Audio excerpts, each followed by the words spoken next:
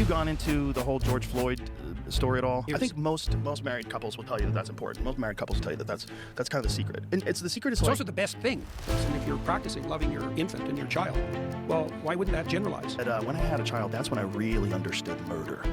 All right, everybody, welcome back to another episode of Behind the Curtain, where we scour the internet and we find the most interesting and trending episodes, content that we can find to react to or review. Again, I'm Parker. I'm the host of the Watch Well podcast. I've got coffee ready, and today we've got Jordan Peterson and Joe Rogan's episode on the Joe Rogan podcast. Let's dive in. Have you gone into the whole George Floyd story at all? Have you ever looked at what they actually did to him? It's a combination of things. Like what the cop did was horrible, but also he was dying. You know, most people probably, if they did that to you, you probably would have lived. You know, the guy had an That was enlarged my heart. understanding of But that cop did lean on his neck, which is always interesting to see people try to minimize that. You know, I'm always you got to be able to just say what it is. Well, that situation can be ugly in a multitude of ways. Yes. Right? That's when things get, that's when it's very difficult to pick your moral pathway forward. So I'd actually like to get your take on the George Floyd case and some of the bigger ideas it brings up. You know, I didn't follow it in every detail, but it does seem like there's credible nuance that needs to be allowed, and then not let it divide us, because Derek Chauvin, could he have been trained better? Could he used a different restraint? I train jiu-jitsu, Joe trains jiu-jitsu, so I know there are for sure different ways and better ways to restrain someone. But then on the other side of it, you have a guy who's reportedly overdosing on fentanyl, which complicates things in terms of, did the restraint used, was that the cause of death? And there's a lot of debate on both sides. But more so than this, the state's got to step in to protect law-abiding citizens from lawbreakers. Scripture even says that governments exist, authorities exist to terrify the evildoer by not bearing the sword in vain. This is why a government in submission to God is vital. All of our authorities ought to get their morality from the Bible, because it's God's morality and it's by his authority that their earthly authority exists. This morality is also the standard by which civilians, law enforcement, politicians, judges, and presidents discern how to legislate and what legislation should be enforced. This is why the power trips are sinful and gross. It's because a power trip, by definition, is on the mere human authority, which is unjust, instead of a humble enforcing of moral good written by perfectly just and righteous God. Floyd was a bad human, and a human nonetheless, right? Deserving of dignity, of being an image bearer of God, like all criminals. And despite their crimes, which ought to be brought to justice, and the officers who put their lives on the line have a duty to protect their lives as much as they can without disregard to their own lives. Was a fraction of a second difference in reaction time. Oh yeah. That's always the thing with physical altercations with people too. Oftentimes people get sucked into these things where they're not sure whether to act or not act, and that's when they get in trouble. Right. Right. That's probably true in life. You don't want to oversimplify things too, but once you've made a decision, that's when it's necessary to put doubts behind you, because otherwise you just act in half measures. Yeah, and oftentimes you have to have done the wrong thing before, like failed to act or hesitated to act, and it cost you. And then you have to learn that lesson. It's very difficult to know that without experiencing mistakes. You have to have failed to act and then realize, oh, I should have done something there. Yeah, this is another good point. Making split-second calls in tense moments. So as someone who's not a cop, or I've never had any military experience, I can only imagine how tough that is. You're stuck deciding based on what you know right then and right there, not what comes out later. If someone's acting like they might escalate a situation, you can't just match their vibe and hope it works out. I've done some martial arts, and you learn really, really fast. If you're always playing catch up in terms of force on force, you're in big trouble, because they'll always be ahead of you. You've got to take control and keep everyone safe. Maybe that means restraining someone, maybe more, depending on the situation. But, all in all, hindsight's rough, and we love to judge when we've got the full story and we know motive. But real life is messy, and that's why I think training is everything. It helps cops read the moment and act without making things worse, and de-escalation, and all of those things. So what do you guys think?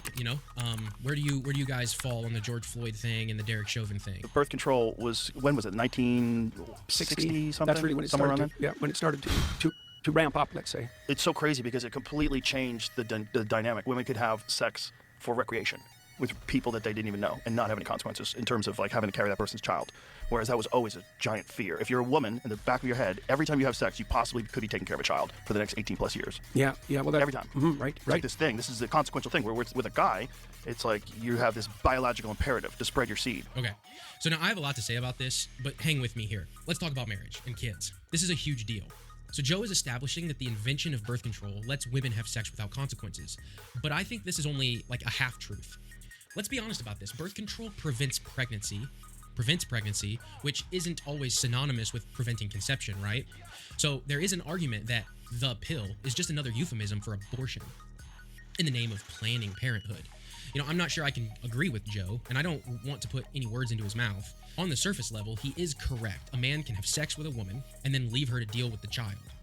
The Bible's clear. In 1 Corinthians 6:18-20, flee sexual immorality because it's a sin against your own body, which is a temple of the Holy Spirit.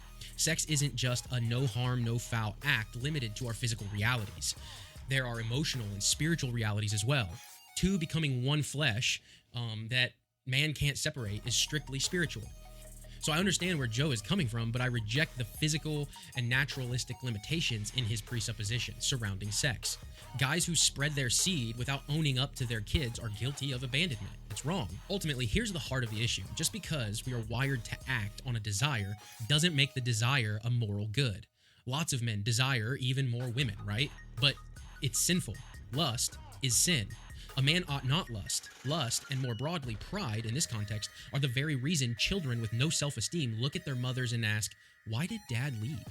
Or the older men who are filling their lives chasing fame and money in an attempt to be worth some value dad would have stayed around for. This is why the institution of marriage is more than just the thing to do. It's a gift from God to protect men, women, and children. Simply, it protects men and women from the emotional heartache that happens when the person you desire is committed to someone else. It protects children from growing up without mom or dad. And ultimately, it allows us to enjoy our spouses intimately in a safe environment, excluding others, whereas without these limitations, intimacy would be impossible. So, all in all, it protects us from sexual promiscuity that hurts us. So for these reasons, marriage is the foundation of society. Biblically, it's the first form of government. And Ephesians 5 lays out the structure, the hierarchy, the way it should work. The husband leads like Christ leads the church, and the wife submits to that leadership. This is not a value hierarchy. This is a governmental structure where men are called to be the examples of Christ's sacrifice for the church, for their families. Family with children is the foundation of the community. It has to be the foundation of the community. I mean, it's kind of obvious from a biological perspective, let's say. No children, no community. But there's no reason to assume that you wouldn't get radically better at something with necessity and practice. And if you're practicing loving your infant and your child, well, why wouldn't that generalize? Why wouldn't that capacity develop? It's not like a practice. It's like an overwhelming desire that comes about. Like the love you have for your child is like, it's not like anything else. It's very different. It's very. My friend Jim Brewer said this once. He said, when I had a child, that's when I really understood murder. Really understood like my capacity to defend my child.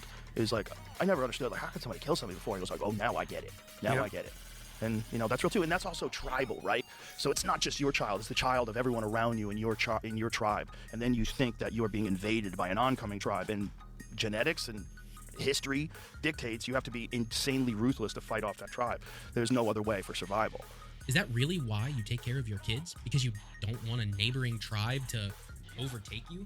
I mean, I want to be clear. I'm not dunking on Joe in the sense of, you know, the visceral reaction in dire situations to protect our children. Those are very real, but we shouldn't be on board with the like animalistic nature of the way he's coming across here. Humans aren't animals.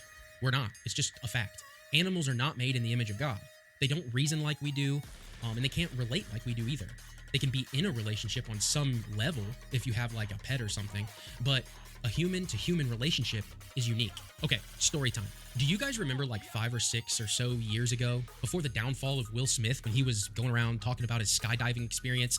I think it was for his 50th birthday. Here's a clip to help re-jog your memory. The lesson for me was, why were you scared in your bed the night before? What do you need that fear for? Just don't go. Now, the whole thing is about fear. And on some level, from what I can remember, there was an undertone that fear is sort of this worthless thing because what we are afraid of may not even happen, right? That was like his profound moment. There is some truth to this, but here's the deeper realization. Fear is simply a tool, and tools can be used for good things and bad things. Now, in the skydiving example, we obsess over things that may not happen, and it rules our lives, leaving us hesitant to live out the commands of God. This would be a bad use of the tool, right? Makes sense. However, if you noticed the person packing the parachutes was late to work that day, had bloodshot eyes when you made eye contact with them, and were slurring their words as they greeted you, would you fearfully question if your chute would open on the way down? That seems to be like a reasonable position to take, you know? See, the point I'm getting at is when your life's on the line or being fearful that you may lose your life can be a positive use of fear. So when the Bible says the beginning of knowledge is the fear of the Lord, it's because the eternal existence of your soul is at stake. The fear and realization of this is sobering. So I'll ask again, do we really protect our kids because the next tribe might overrun us? Of course, there's a deeper reason we protect our kids. Here's why. We may do the action that results in a child, but we don't make the child itself. God does. Children are gifts from the Lord that we don't deserve. So just like any other gift we receive from the Lord, money, power, kids, we steward them to the best of our abilities in the way God commands us as a way to place them back at his feet. And we do this because we fear God.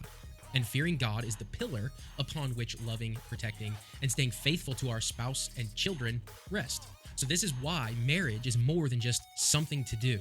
It carries real weight and should be approached with caution. So Joe's point here is spot on. It's a serious commitment. And I think across society, we do a really bad job at preparing our kids to enter into this as just like a broad statement. As parents, Christian parents, we need to raise our kids with this in mind. For young men, choosing a wife means finding a woman who prioritizes Christ. They must also embrace the biblical call to love her like Christ loves the church, and even being willing to die for her. Ephesians 5. This is where we read about this. For daughters, we need to raise them to submit to their husbands in everything, like I stated earlier. And if they're not willing to do that with the person they're dating, they need to not date that person. But that's not why always did you the decide to case. set up date nights? How did you go about that? I mean, I know that's personal, and I don't want all the gory details. Let's say, No, it's really simple. We just enjoy hanging out together. We have a lot of laughs. And so we just said, like, it's kind of important because I'm so fucking busy that we schedule time that's just unavoidable. Like this is what we're doing. We're going to do this. Yeah, and then I we do do it. that And with then, Tammy, too. Yeah. We've done that for like 30 years. I think most married couples will tell you that that's important. Most married couples will tell you that that's kind of the secret. And it's the secret is it's also the best thing, as well as being the secret. Yeah, it's fun. It's fun. Like if the person that you're with is fun. That's the real problem is that sometimes people they pick people that are hot. That's it. I really like the questions that Jordan Peterson is asking Joe. It's interesting to me that Joe said that marriage was the thing to do and then gets together with his wife and prioritizes date nights and like being together and want to have fun. I agree with this, but I do think it's deeper than just enjoying time with your spouse. Date nights and quality time are a good way for husbands and wives to reconnect weekly. This seems obvious, but a typical schedule goes something like this for a family of 3. Kid 1 has basketball Monday, Wednesdays, and Fridays, and guitar on Thursdays, while Kid 2 has baseball on Mondays, Tuesdays, Thursdays, and basketball on Wednesdays and Fridays. Oh, and don't forget about drum lessons on Wednesdays.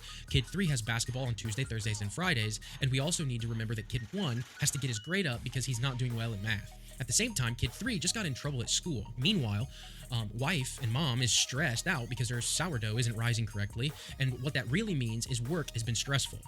Dad's got a really big project happening at work that's due on Friday when all of the kids need dropped off at practice. Sound about right? Okay, but here's the thing. When people talk about America and how united we stand and divided we fall, it's a real thing, even for marriage. Remember, we already talked about how the family's governmental structure is the foundation of a society. If you divide mom and dad, rather, if you divide a husband and wife, the whole family is at risk, meaning society is also at risk. So make no mistake, date night isn't just date night. It's a reunification of the societal molecule. Moms and dads leave to get back to becoming husband and wife so they can recharge to become mom and dad again. Oh gosh, Parker, are you saying that marriage is more important than kids? Without a doubt.